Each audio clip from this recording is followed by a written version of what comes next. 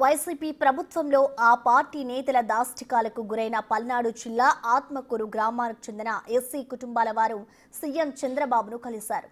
సీఎంను కలిసి గత ప్రభుత్వ హయాంలో తాము పడ్డ కష్టాలను వివరించారు. 2019-24 మధ్య గ్రామంలోని 127 ఎస్సీ కుటుంబాలు వైసీపీ నేతల దాడులు, దౌర్జన్యాలకు గురయ్యాయని సీఎంకు వివరించారు. గ్రామాల్లో ఉండనివ్వకుండా నాటి ఎమ్మెల్యే పిన్నెల్లి రామకృష్ణారెడ్డి ప్రోత్సాహంతో వైసీపీ నేతలు తమను వేధించారని ఆవేదన వ్యక్తం చేశారు. ప్రాణాలు కాపాడుకోవడానికి 5 ఏళ్ల పాటు గ్రామాలు వదిలి వెళ్లి తలదాచుకున్నామన్నారు.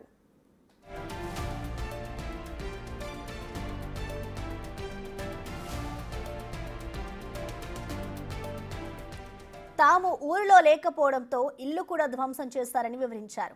పార్టీ కోసం పోరాడిన ప్రతి కార్యకర్త కుటుంబానికి అండగా ఉంటారని సీఎం చంద్రబాబు భరోసా ఇచ్చారు. దాడికి ప్రతిదాడి చేయడం టీడీపీ సంస్కృతి కాదని, వైసీపీ బాధిత కుటుంబాలను అన్ని విధాలా ఆదుకుంటామన్నారు. వైసీపీ నేతలు ధ్వంసం చేసిన ఇళ్లకు మరమ్మతులు చేయిస్తామని, ఇల్లు లేని వారికి స్థలం కేటాయించి ఇంటిని నిర్మించి ఇస్తామని చెప్పారు. ప్రతి కుటుంబం ఆర్థికంగా బలోపేతమయ్యే మార్గం చూపిస్తామని హామీ ఇచ్చారు. పాడి, పౌల్ట్రీ పరిశ్రమ ఏర్పాటు చేసి శాశ్వత జీవనోపాధి కల్పిస్తామని అన్నారు. చదువుకున్న యువకులకు శిక్షణ ద్వారా నైపుణ్యాలు పెంచి ఉద్యోగ అవకాశాలు పొందేలా చర్యలు తీసుకుంటామని చెప్పారు.